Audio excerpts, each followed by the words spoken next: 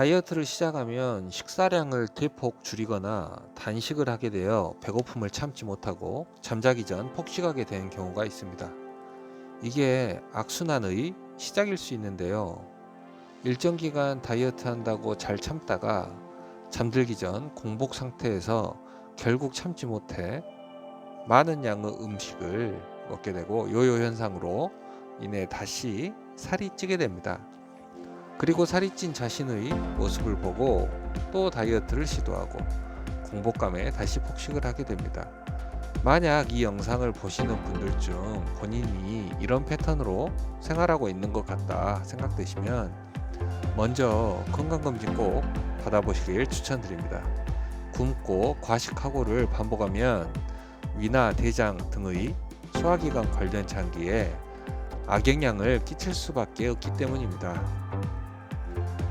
이와 같은 악순환을 경험하지 않기 위해 우리는 어떻게 다이어트를 해야 하고 다이어트 하는 중 야식은 어떻게 참아야 하는지 제 경험과 여러 정보들을 바탕으로 설명드리겠습니다. 먼저 무조건 음식량을 확 줄이기보다 계획적으로 조금씩 줄여나가세요. 꼭 이렇게 하시기 바랍니다. 사람 몸은 적응하는 기간이 필요하므로 조금씩 줄여나가면 분명히 식사량을 효과적으로 줄이실 수 있습니다. 식사량을 줄이는 것만으로도 꾸준히 지켜나가면 살이 빠지는 경험을 하실 겁니다. 식사량을 줄이는 데 성공하셨으면 이제 운동을 병행하셔야 하는데요.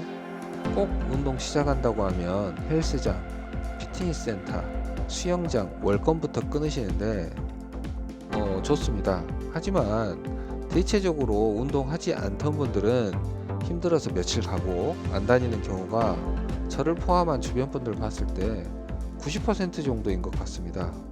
그래서 먼저 돈 들여서 월 회비 내지 마시고 운동을 조금이라도 하시던 분들은 운동량을 조금씩 늘려가면 될 것이고, 아예 생판 처음 운동한다 하시는 분들은 우선 걷기부터 시작하시는 걸 강력 추천합니다.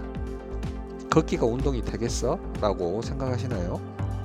평소 걷는 속도보다 약 1.2에서 1.5배 정도 빠르게 걷는 걸 목표로 시작해 보세요. 요즘 날씨 추워서 땀 잘 안 나지만 10분만 빨리 걷기 해도 워밍업이 되어 몸에서 열이 나는 걸 느끼실 수 있을 겁니다. 처음 시작하시는 분들 팁을 드리자면, 처음 운동화 신고 나가서 동네 어디를 걷지? 또는 근처 학교에 가서 운동장 돌까 생각하실 수 있는데, 제 경우는 처음 걷기 운동 시작할 때 30분 걷기 목표로 하고 집 앞에서 무작정 한 방향으로 15분간 걸어갔고 다시 돌아왔습니다. 이렇게 반복하다 보면 20년 이상 오래 살았던 동네임에도 처음 보는 골목들이 있더라고요. 암튼 이렇게 처음은 30분으로 시작하고 일주일에 10분 정도씩 늘려가면 3주 뒤에 하루 약 1시간 정도를 걷습니다.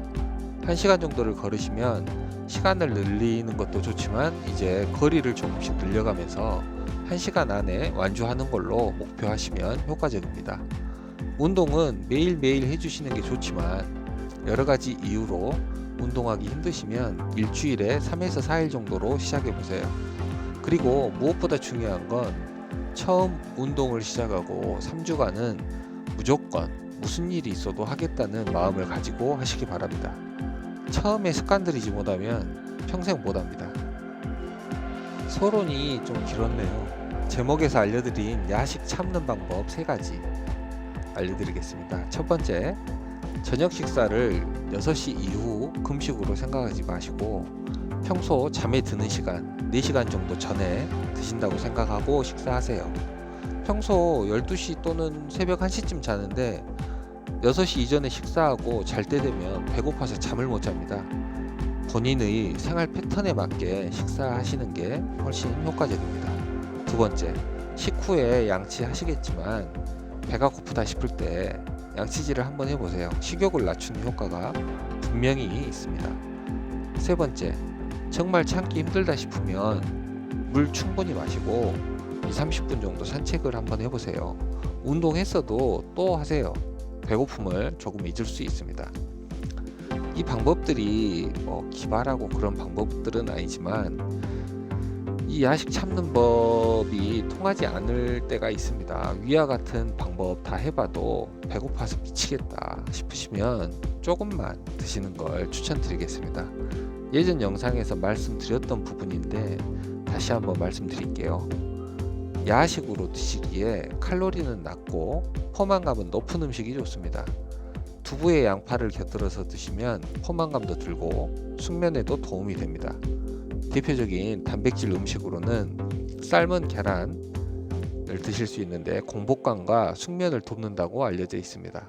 바나나 같은 경우는 당분이 많고 복부 팽만감을 일으킬 수 있으니 한 개나 그 이하로 드시는 게 좋고, 고구마와 같은 식이섬유 음식을 드시는 것도 사이즈에 따라 다르겠지만 보통 크기로 한 개 정도 드시는 걸 추천드립니다.